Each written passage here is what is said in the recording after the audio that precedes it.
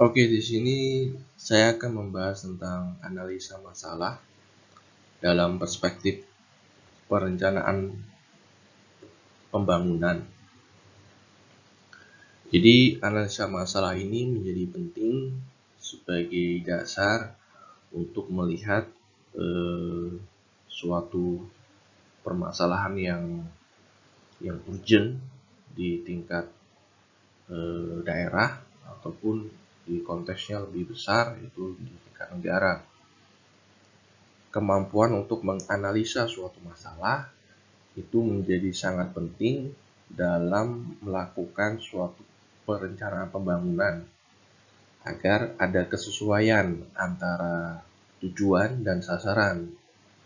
Tentu ini menjadi dasar utama dan menghindari agar suatu perencanaan pembangunan itu tidak menyimpang, terutama dalam pencapaian sasaran, khususnya kepada suatu masalah yang ingin diselesaikan. Sebelum masuk ke analisa masalah, ada 4 poin penting atau 4 komponen yang ini membangun suatu keilmuan dalam konteks perencanaan wilayah. Yang pertama yaitu physical planning atau suatu perencanaan fisik. Nah, di sini ketika kita berbicara tentang physical planning, tentu secara umum dapat diartikan sebagai pembangunan secara fisik. Memang secara definisi dan kontekstualnya memang seperti itu. Jadi pembangunan fisik berupa infrastruktur yang bertujuan untuk mendukung pembangunan sektor lainnya. Misalnya pembangunan ekonomi tentu harus didukung oleh pembangunan jalan, pembangunan pasar dan sebagainya. Jadi pembangunan fisik ini sebagai suatu sarana untuk memperkuat sektor pembangunan yang lain. Kemudian yang kedua yaitu makroekonomik atau perencanaan ekonomi makro.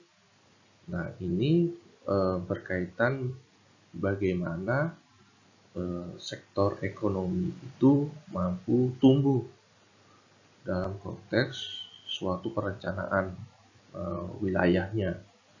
Jadi harus berbicara bagaimana perekonomian mampu tumbuh signifikan sehingga tumbuhnya perekonomian tersebut akan berdampak secara positif terhadap kesejahteraan di masyarakat. Kemudian berbicara tentang peningkatan penerimaan daerah ataupun negara, belum lagi dampak-dampak yang lain, investasi dan sebagainya. Nah, ini menjadi sesuatu yang penting. Kemudian yang ketiga adalah social planning. Social planning ini lebih kepada bagaimana memberdayakan masyarakat, memperkuat masyarakat dari perspektif atau berbagai perspektif. Misalnya memperkuat masyarakat dari sektor pendidikan dengan meningkatkan kualitas guru dan sebagainya, meningkatkan kesadaran hukum, dan banyak lagi hal-hal lain yang berkaitan dengan aspek sosial di masyarakat. Kemudian yang keempat yaitu perencanaan pembangunan. Nah, perencanaan pembangunan ini sesuatu yang bersifat komprehensif. Komprehensif artinya itu adalah gabungan, kesatuan dengan ketiga bentuk komponen yang sudah saya jelaskan sebelumnya. Jadi poin yang keempat atau komponen yang keempat ini merupakan komponen gabungan yang saling berkaitan, saling memperkuat satu dengan yang lain. Nah, disinilah yang menjadi penting untuk kita bahas bagaimana dalam konteks perencanaan pembangunan secara komprehensif. Jadi, tidak bisa hanya berfokus kepada perencanaan fisik, tapi melupakan atau menghindari tentang perencanaan ekonomi makro dan dampak terhadap perencanaan sosial. Tentu tidak bisa seperti itu, karena harus saling berkaitan. Suatu perencanaan fisik juga harus mampu menunjang ekonomi makronya dari konteks suatu peningkatan atau pertumbuhan. Kemudian di sisi lain harus memberikan dampak positif juga terhadap kondisi sosial di sekitar pembangunan fisik tersebut. Nah, ini yang dibahas, dianalisa dalam suatu perencanaan pembangunan. Secara proses, yang pertama yaitu tentang mengidentifikasi masalah dan pilihan-pilihan. Nah, seperti yang saya sampaikan di awal, analisa masalah itu menjadi suatu bagian atau awal yang penting dalam suatu perencanaan pembangunan. Langkah awal ini tentu tidak hanya sekedar melihat secara parsial satu aspek, dua aspek dan seterusnya, tapi harus bersifat satu kesatuan, tidak hanya dilihat secara parsial. Itu yang menjadi sesuatu yang penting, karena suatu masalah tidak hanya bisa dilihat dari satu aspek saja. Misalnya masalah kemiskinan hanya dilihat dari faktor ekonomi. Itu tidak bisa seperti itu. Tentu bisa dipengaruhi oleh faktor-faktor yang lain. Faktor sosial, faktor kebijakan, budaya, dan sebagainya. Itu akan bisa mempengaruhi. Dan kita harus melihat mana faktor yang memiliki pengaruh signifikan terhadap suatu masalah yang ada. Kemudian, yang kedua adalah menyatakan tujuan dan sasaran, serta mengidentifikasi suatu prioritas dalam menangani hal tersebut. Di fase ini atau tahapan ini, tujuan, sasaran, dan prioritas pembangunan harus tepat. Siapa? Nah, itu yang menjadi kata kuncinya. Siapa yang harus menyusun atau melakukan suatu perencanaan sesuai dengan masalah yang sudah dianalisa sebelumnya, agar tujuan dan sasaran dan juga prioritas itu benar-benar tepat sasaran kepada sumber masalahnya. Kemudian yang selanjutnya adalah mengumpulkan dan menginterpretasikan data. Nah, ini juga penting. Data ini bertujuan untuk memperkuat identifikasi dan tahapan yang kedua tadi dalam menyatakan tujuan dan sasaran. Data-data tersebut akan menghasilkan informasi-informasi yang penting dan juga pendukung dalam memperkuat suatu proses perencanaan pembangunan. Karena kalau tidak ada data, tentu tidak punya dasar bagaimana suatu masalah tersebut dan suatu tujuan sasaran yang sudah dibuat itu bisa diimplementasikan tanpa diperkuat oleh suatu data yang signifikan, yang valid dan reliable. Kemudian yang keempat, mempersiapkan rencana-rencana. Jadi pada tahapan ini Subjek dari rencana tersebut adalah topik-topik perencanaan yang terkait dengan masyarakat. Tentu ini yang sudah disampaikan di awal, yang sudah dirancang di awal. Tentu seorang analisis harus mampu membuat suatu rencana-rencana untuk mengatasi atau untuk mengimplementasikan analisa yang sudah dibuat sebelumnya. Ketika sudah mempersiapkan suatu rancangan atau suatu rencana, maka tahapan selanjutnya adalah membuat draft. Draft ini berupa program-program yang untuk diimplementasikan. Jadi ada berbagai program yang akan diimplementasikan untuk memperkuat analisa sebelumnya. Jadi berbicara tentang suatu program, tentu nantinya berbagai program yang dibuat itu akan dianalisa mana sekiranya yang ideal, yang tepat. Jadi seorang analis akan memilih beberapa program atau salah satu program yang itu sangat tepat, sangat ideal dalam menganalisa suatu atau yang bertujuan untuk menyelesaikan masalah berdasarkan analisa yang tadi dibuat.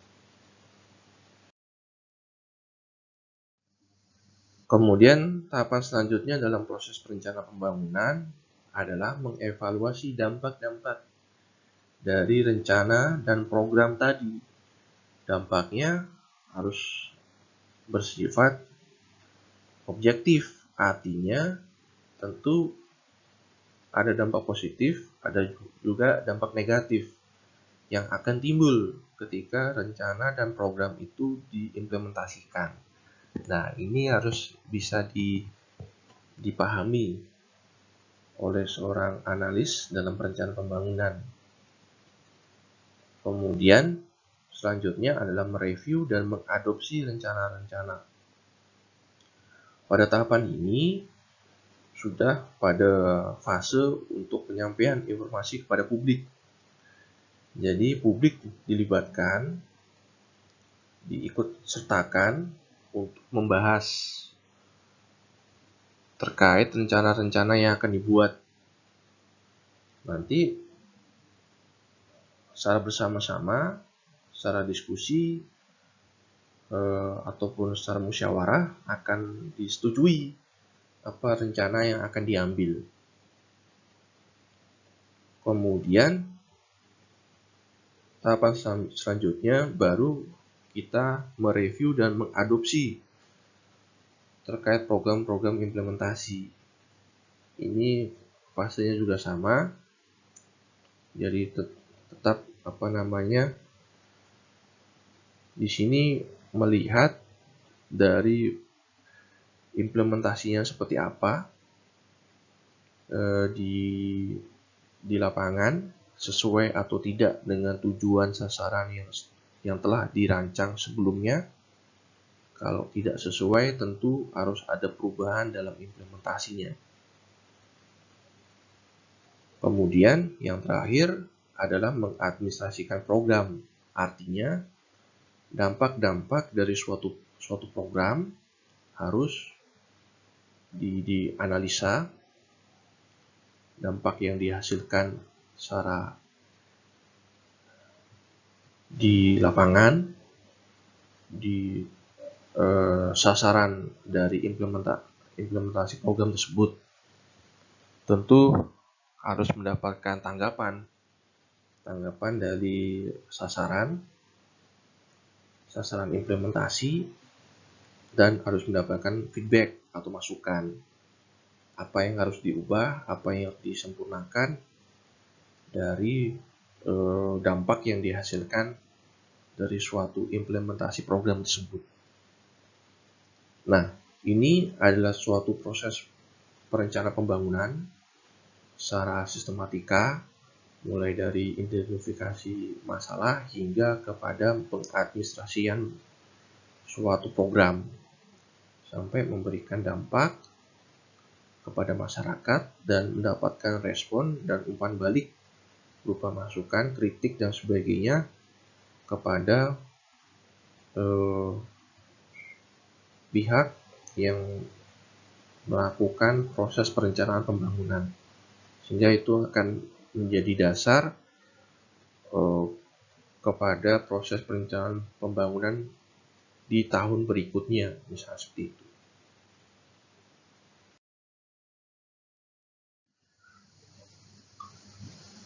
Seperti yang saya sampaikan, tahapan pertama itu adalah dalam proses perencanaan pembangunan adalah mengidentifikasi suatu permasalahan. Jadi kalau kita berbicara tentang permasalahan, tentu lingkupnya itu luas. Tidak bisa hanya melihat dalam konteks daerah, tapi juga harus melihat dalam konteks nasional. Serta di era digital sekarang ini, isu internasional pun sangat bisa mempengaruhi dalam suatu masalah hingga ke tingkat daerah. Nah, ini yang menurut saya menjadi poin pentingnya. Ini sebagai contoh identifikasi isu strategis dalam konteksnya pembangunan nasional. Ada beberapa isu yang sekiranya itu seringkali atau sering muncul sebagai isu-isu utama. Misalnya kesenjangan pembangunan daerah antara pusat dan daerah, daerah satu dengan daerah yang lain, kemudian kesejahteraan masyarakat dari segi pertumbuhan ekonomi, pendapatan masyarakat, penghasilan UMR dan sebagainya antara daerah satu dengan daerah yang lain. Tentu ini seringkali berdampak kepada aspek-aspek yang lainnya, misalnya urbanisasi, perpindahan penduduk misalnya seperti itu, dari yang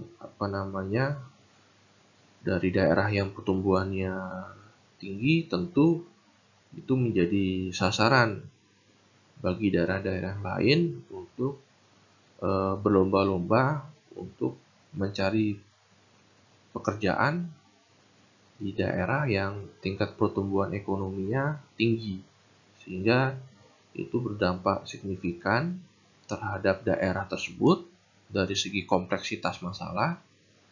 Kemudian bagi daerah yang ditinggalkan penduduknya tentu akan memberikan dampak yang negatif juga.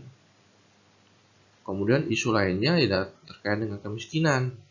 Ini isu yang seringkali muncul dan sangat rentan terhadap berbagai aspek, misalnya dari segi ekonomi, pendidikan, kesehatan, itu akan bisa mempengaruhi secara langsung maupun tidak langsung terhadap peningkatan kemiskinan. Kemudian masih banyaknya daerah terisolasi yang keterbatasan dalam akses internet, kemudian keterbatasan akses jalan, kemudian keterbatasan dalam mengakses kesehatan. Itu jelas menjadi suatu permasalahan yang penting, karena ketika daerah dan masyarakat itu terbatas dalam mengakses kebutuhan primer mereka, tentu akan berdampak secara signifikan kepada daerah dan juga masyarakat. Misalnya tingkat kesehatan, kemiskinan, pertumbuhan ekonomi, dan seterusnya.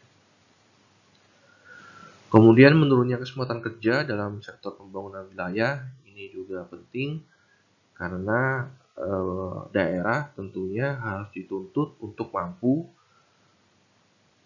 meningkatkan kesempatan kerja. Jika daerah tidak mampu meningkatkan kesempatan kerja, otomatis masyarakat di daerah tersebut akan pergi atau mencari daerah-daerah lain yang membuka kesempatan kerja yang lebih luas. Tentu dampaknya akan secara signifikan kepada daerah tersebut, daerah yang ditinggalkan oleh warganya karena rendahnya kesempatan kerja. Salah satunya adalah dari aspek pendapatan per kapita, pertumbuhan ekonomi di daerah tersebut akan menjadi lebih rendah karena daerah tersebut tidak mampu meningkatkan kesempatan kerja. Kemudian belum optimalnya penanganan wilayah konflik, tentu konflik sosial khususnya suku, agama dan sebagainya. Isu sosial itu menjadi isu yang cukup krusial. Artinya isu tersebut akan berdampak secara signifikan kepada konflik-konflik atau potensi konflik ketika daerah tidak mampu meredam permasalahan sosial di daerahnya. Tentu permasalahan sosial ini tidak serta-merta dipengaruhi oleh satu faktor, tentu banyak faktor yang lain. Misalnya seperti saya sampaikan, faktor ekonomi, faktor kesejahteraan, faktor pendidikan dan sebagainya. Ini juga penting. Jadi kemampuan daerah untuk meredam suatu potensi konflik itu menjadi penting dalam konteks pembangunan secara nasional. Karena konflik-konflik di daerah tentu akan berdampak secara signifikan ke daerah lain ketika daerah itu tidak mampu meredamnya. Nah, ini yang harus menjadi bagian dalam identifikasi isu strategis. Nah, ini hanya sebatas contoh. Tentu banyak lagi isu-isu yang lain, isu strategis lain dalam konteks pembangunan secara nasional. Kemudian isu strategis di daerah, ketika kita berbicara nasional, kita berbicara dalam konteks isu strategis di daerah. Tentu kembali lagi ini hanya saya ambil sebagian saja, tentu banyak lagi, atau setiap daerah tentu mempunyai isu-isu yang lebih spesifik ya, lebih spesifik. Sebagai contoh, secara umum saja itu isu strategisnya dalam konteks daerah adalah rendahnya kualitas SDM. Nah, sumber daya manusia ini menjadi suatu pilar penting dalam pembangunan di suatu daerah karena kualitas dan kapasitas sumber daya manusia ada sebagai pelaksana dan sasaran dan juga terlibat dalam proses pembangunan. Kalau kemampuan dan kualitas soft skill, hard skill dari kualitas pendidikan dan sebagainya itu rendah, tentu akan berdampak dari proses perencanaan atau kemampuan sumber daya manusia atau masyarakat dalam terlibat dalam suatu perencanaan pembangunan. Nah, ini menjadi poin pentingnya. Jadi ketika berbicara tentang kualitas sumber daya manusia tentu harus didukung oleh berbagai macam faktor. Faktor yang penting tentu dari aspek pendidikan. Pendidikan tentunya harus memiliki kualitas yang baik dan harus bisa terjangkau atau mudah diakses, dan juga harus memiliki kualitas pengajaran baik dari guru dan sistem pengajaran yang tepat dan ideal dalam membangun atau meningkatkan kualitas sumber daya manusia di tingkat daerah tersebut. Selain pendidikan, tentu harus memberikan suatu pelatihan atau pemberdayaan kepada masyarakat, khususnya untuk memberikan pelatihan keahlian sehingga mampu mendorong warga atau masyarakat untuk berwirausaha, misalnya seperti itu. Dan juga pendidikan pun bukan hanya berhenti di tingkat dasar menengah atas, tapi harus ke level yang lebih tinggi, yaitu pendidikan tinggi. Nah, ini juga menjadi poin pentingnya. Jadi banyak sekali faktor yang mempengaruhi ekonomi, pendidikan, kemudian kesehatan itu juga penting, infrastruktur, gedung sekolah itu juga penting. Jadi harus mampu suatu daerah itu menganalisa kualitas sumber daya manusia dari berbagai perspektif. Kemudian yang kedua, struktur kelembagaan itu juga penting. Struktur kelembagaan ini adalah bagaimana suatu organisasi di tingkat daerah, bisa di level pemerintahan daerah hingga ke level pemerintahan desa, itu memiliki struktur yang kuat dan ideal. Jangan sampai strukturnya terlalu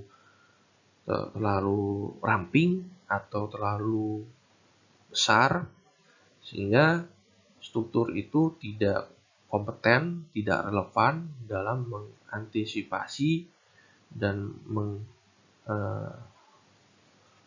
menganalisa dan menyelesaikan masalah di tingkat daerah.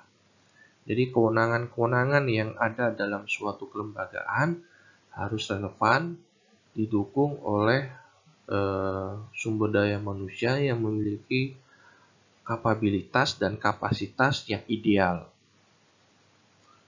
Kemudian yang ketiga, kurangnya konsistensi dan keterpaduan program pembangunan dengan berbagai peraturan dan perundangan. Nah, ini juga menjadi aspek yang harus diperhatikan. Jadi, yang dimaksud konsistensi dan keterpaduan program yaitu bagaimana suatu program pembangunan harus sejalan dengan peraturan perundangan untuk sebagai suatu asas legalitasnya. Jadi ada dasar hukum yang kuat yang mengatur tentang suatu proses perencanaan atau program-program pembangunan di tingkat daerah. Ketika sudah ada suatu legalitasnya, tentu itu akan semakin memperkuat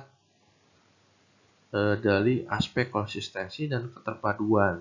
Jadi biar tidak tumpang tindih, biar tidak terjadi penyimpangan dalam suatu pembangunan, itu adalah menjadi dasar utama dalam suatu perencanaan khususnya, yaitu harus mengacu kepada peraturan perundangan bisa di tingkat pusat atau peraturan yang sudah dibuat di tingkat daerah. Ini seringkali muncul isu ini ketika suatu program-program pembangunan itu berganti atau berubah-ubah seiring pergantian pimpinan atau kepala daerah. Ini yang seringkali muncul. Jadi ego sektoral atau ego seorang pemimpin karena berbeda haluan politik tentu harus dihindari. Yang diutamakan bagaimana berbicara konsistensi. Jadi apa yang sudah dibuat oleh pemimpin sebelumnya harus mampu memberikan keberlanjutan kepada pembangunan yang direncanakan atau dilakukan oleh pemimpin yang berikutnya dan seterusnya. Kemudian aspek yang keempat yaitu kurangnya keterlibatan masyarakat secara luas. Masyarakat secara luas ini ya tentu dari pihak swasta, dunia usaha, pengusaha, kemudian kelompok masyarakat, tokoh masyarakat, dan sebagainya dalam keputusan publik dan pembangunan ekonomi secara wilayah. Nah, ini juga seringkali keterlibatan masyarakat ini terbatas atau dibatasi karena ruangnya yang tidak ada atau kurang. Itu faktor pertama. Yang kedua karena ketidakmampuan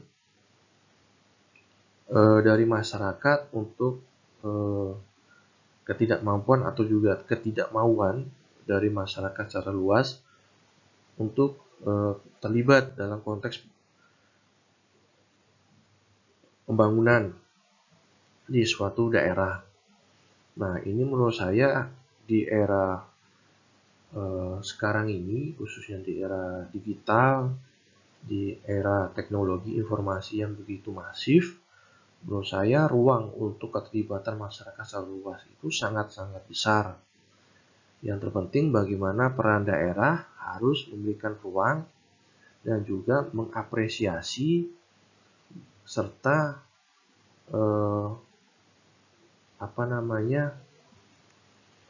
harus juga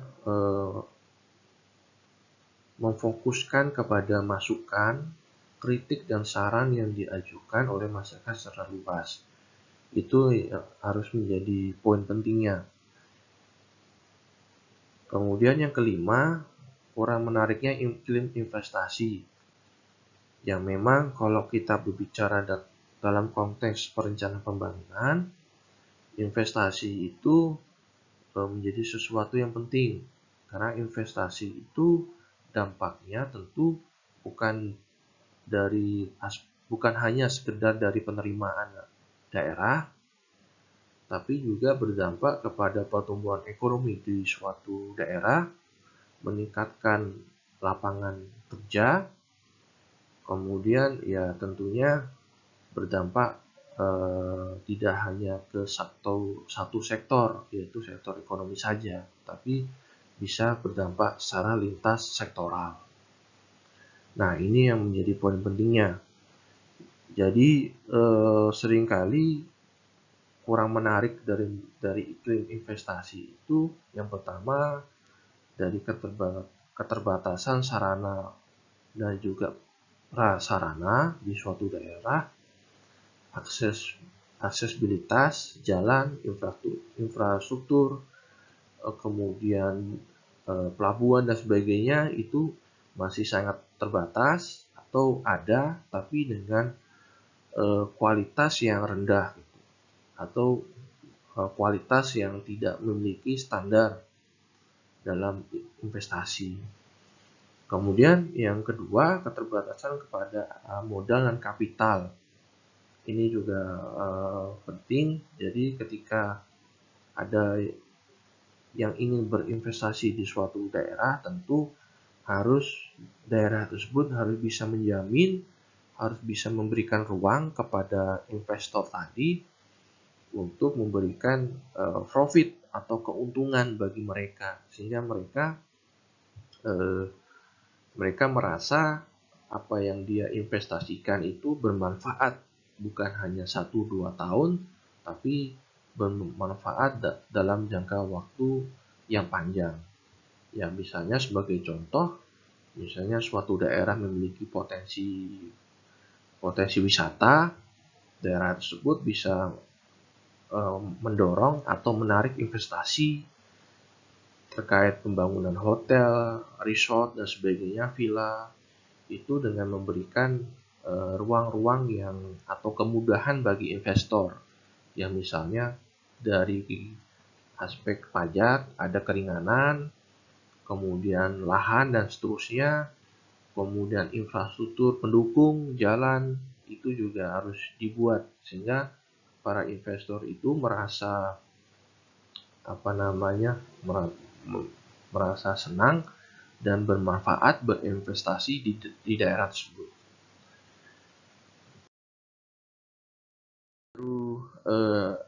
Isu di tingkat nasional dan isu tingkat daerah sebagai contoh, di tingkat internasional pun banyak, khususnya misalnya ya situasi ekonomi internasional, konflik antar negara misalnya, kemudian adanya perang dagang, kemudian harga komoditi, minyak, gas, batu bara, tentu itu akan berdampak secara signifikan menjadi isu-isu di tingkat nasional atau mempengaruhi permasalahan di tingkat nasional maupun bisa sampai juga ke tingkat daerah.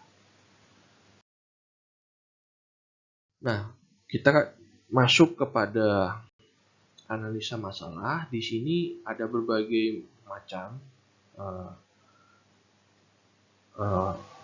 terkait dengan analisa masalah. Yang pertama, dalam pemikirannya Serto and Peter, jadi ada 4 diagram, 4 bagan maksud saya, dalam menganalisa suatu masalah. Yang pertama adalah environmental analysis, analisis lingkungan internal dan eksternal.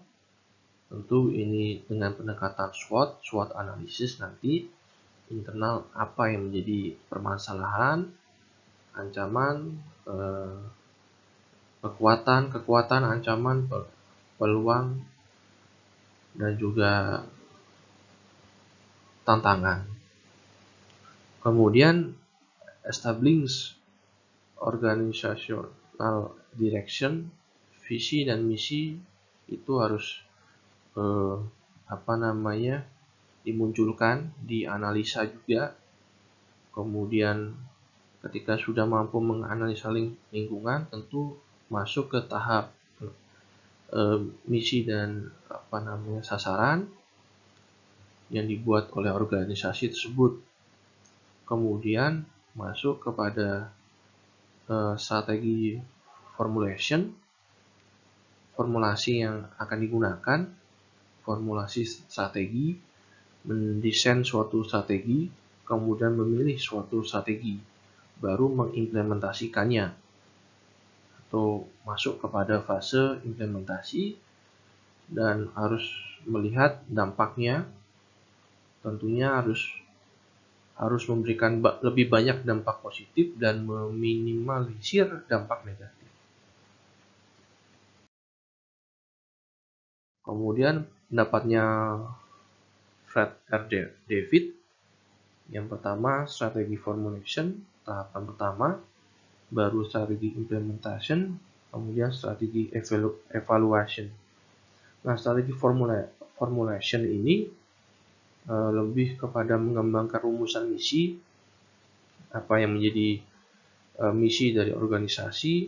Tentunya misi ini harus berdasarkan dari suatu masalah atau data-data, dan juga harus bersinergi, harus mampu mengidentifikasi juga peluang ancaman dari luar organisasi atau eksternal, kemudian menentukan kekuatan kelemahan dalam organisasi. Jadi identifikasi masalah itu masuk kepada strategi formulasi, merumuskan tujuan jangka panjang, memformulasikan strategi alternatif, kemudian menseleksi strategi khusus untuk dikembangkan. Setelah melakukan strategi formulasi, yaitu tahapan kedua adalah strategi implementasi, target tahunan. Jadi formulasi yang sudah dibuat, sudah dipilih misalnya di tahapan strategi formulation tersebut, ketika akan diimplementasikan harus jelas targetnya berapa tahun, 1 tahunkah, apakah sampai 5 tahun. Baru menyusun suatu kebijakan, kemudian memotivasi pegawai untuk yang nantinya bertujuan untuk mengimplementasikan, alokasi sumber daya, kemudian mengembangkan budaya, mendukung strategi, struktur organisasi yang ideal, karena jika implementasi itu tidak didukung oleh organisasi yang ideal, yang sesuai, tidak terlalu ramping dan tidak terlalu besar, misalnya seperti itu, maka implementasi tersebut akan lebih bermanfaat atau memberikan dampak. Kemudian menyiapkan anggaran ini penting sebagai dasar utama pengimplementasian suatu strategi. Jadi kalau tanpa anggaran, tentu suatu strategi itu bisa terhambat dari segi implementasinya. Kemudian mengembangkan dan memanfaatkan sistem informasi. Nah, sistem informasi ini adalah memberikan ruang keterbukaan kepada publik untuk mengawasi, memberikan kontrol, berpartisipasi, sehingga implementasi strategi itu benar-benar sesuai yang diharapkan oleh publik. Kemudian yang ketiga adalah strategi evaluasi.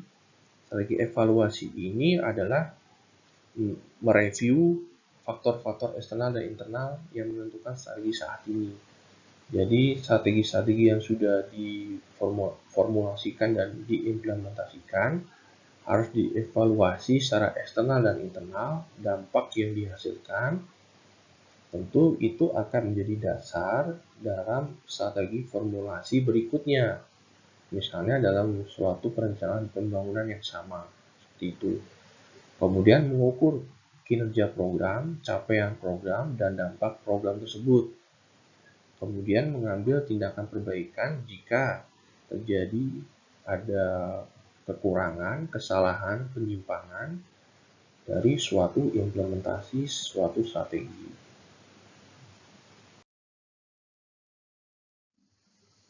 Kemudian pendapatnya William N. Hanger,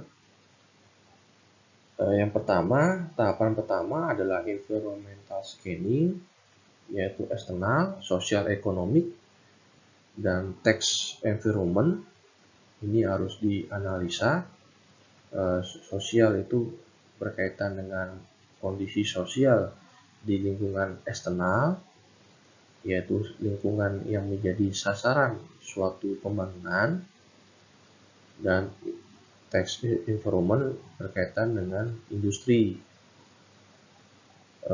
investasi, ekonomi, sektor usaha, dan sebagainya.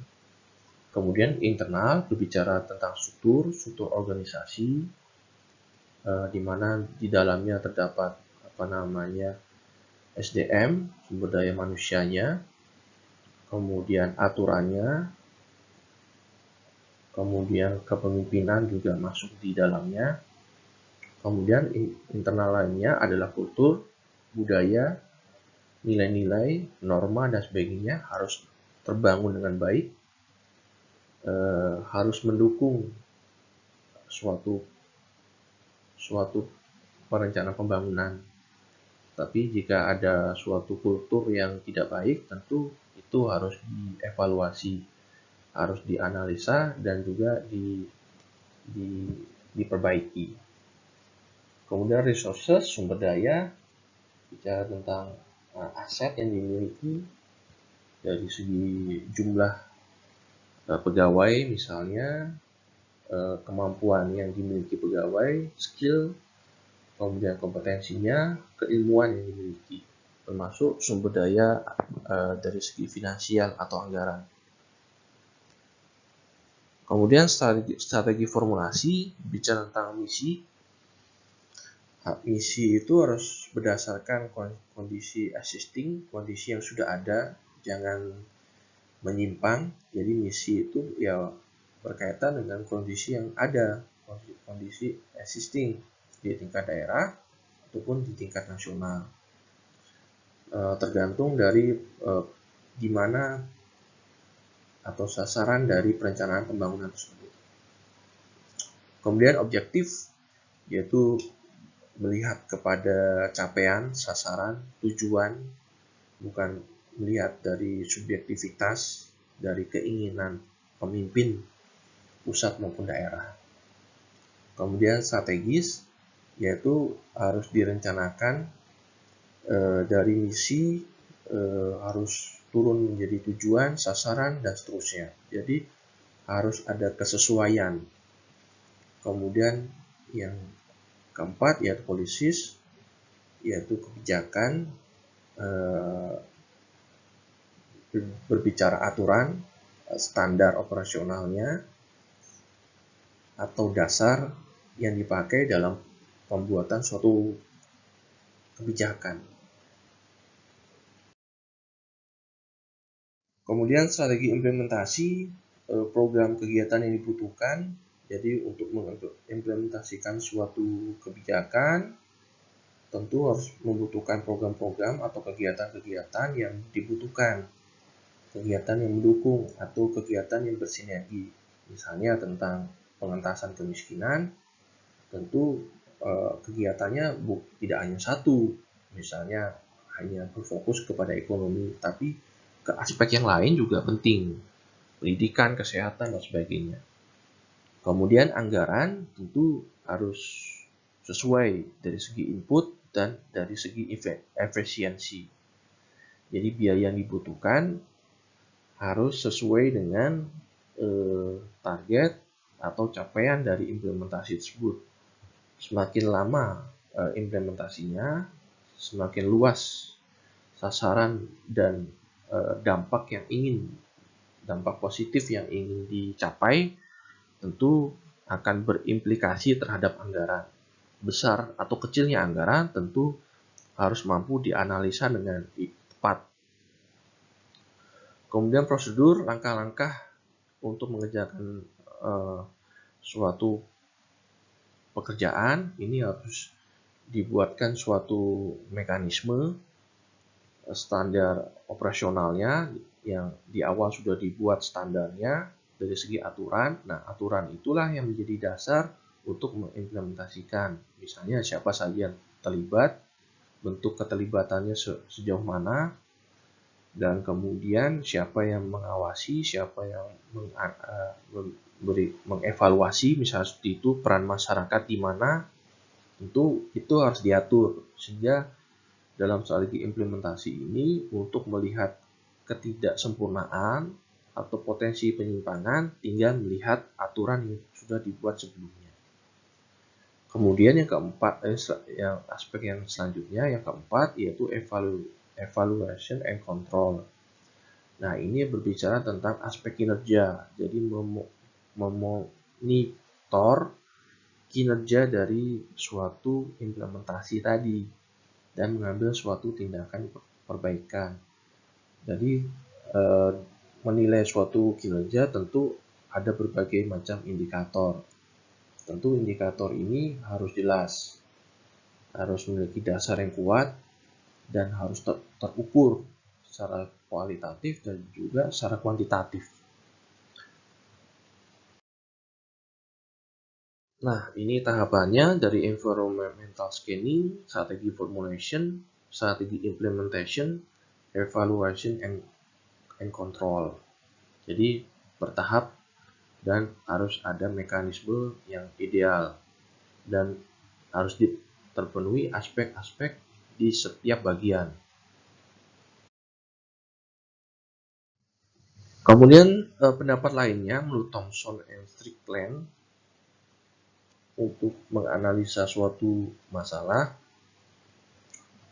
tentu harus memformulasikan suatu visi strategi tadi, harus diarahkan untuk memperbaiki sense of purpose, jadi permasalahan apa yang sekiranya penting, dan itu harus juga berbicara tentang jangka panjang 5 tahun atau lebih, dan misi yang jelas untuk diemban. Itu menjadi poin pentingnya. Tentu visi dan misi itu harus berlandaskan dari suatu masalah.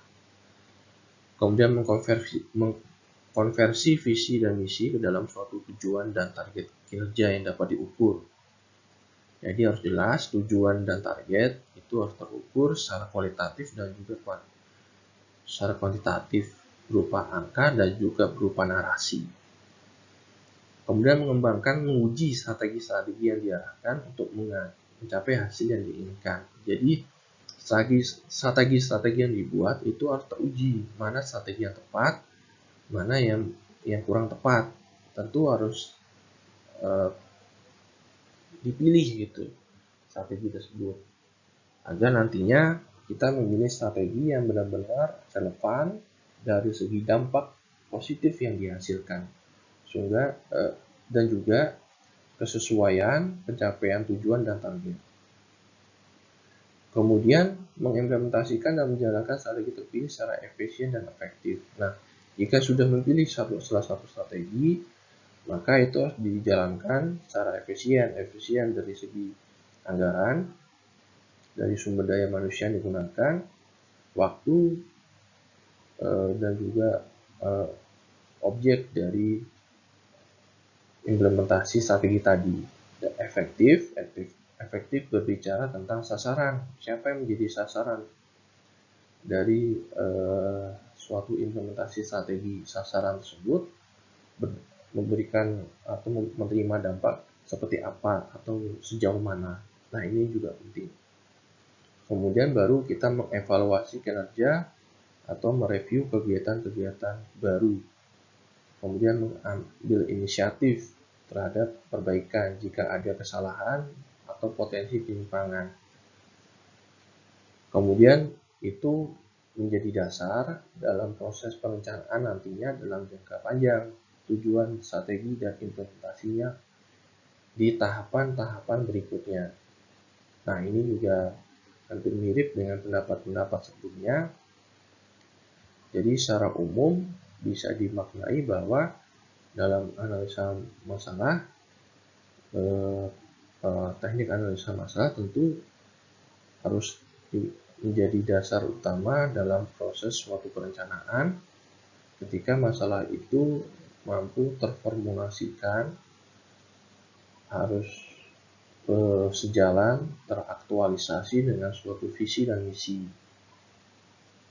Kemudian harus sesuai dengan tujuan dan target kinerja. Kemudian strategi yang digunakan, strategi yang nanti akan digunakan, kemudian memilih suatu strategi dan mereview atau menganalisa, mengevaluasi apa yang sudah diimplementasikan.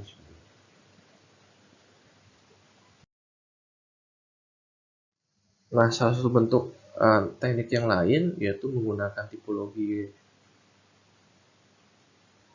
Klassen. Tipologi Klassen ini adalah lebih kepada analisa masalah dari aspek pendapatan per kapita.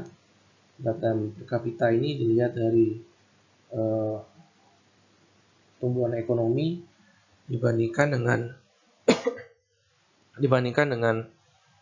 jumlah penduduk. Ini di rata-rata. Laju pertumbuhan dengan PDB per kapita. Berapa laju pertumbuhannya dibandingkan dengan PDB per kapita. Jadi nantinya akan dimasukkan dalam metrik ini jika daerah itu masuk kategori maju, jika pertumbuhan ekonomi dan pendapatan per kapita lebih tinggi dari rata-rata. Nah, rata-rata yang dimaksud adalah tergantung dari objek dari suatu perencanaan pembangunan. Misalnya kalau kita levelnya adalah di tingkat provinsi, tentu kita akan melihat rata-rata yang diperoleh dari semua kabupaten kota di satu provinsi, misalnya seperti itu. Kalau konteksnya ada di daerah kabupaten kota, maka kita lihat pertumbuhan dan pendapatan per kapita dari seluruh kecamatan di kabupaten atau kota tersebut. Jadi seperti itu. Kemudian daerah maju itu dilihat dari tingkat pendapatan per kapita daerah lebih tinggi, tapi laju pertumbuhannya lebih rendah dari rata-rata. Maka dia masuk kategori daerah maju. Dan daerah berkembang itu jika pendapatan per kapita masih berada di bawah rata-rata, tapi laju pertumbuhannya sudah di atas rata-rata. Dan daerah tertinggal jika keduanya yaitu laju pertumbuhan maupun pendapatan per kapita itu di bawah nilai rata-rata.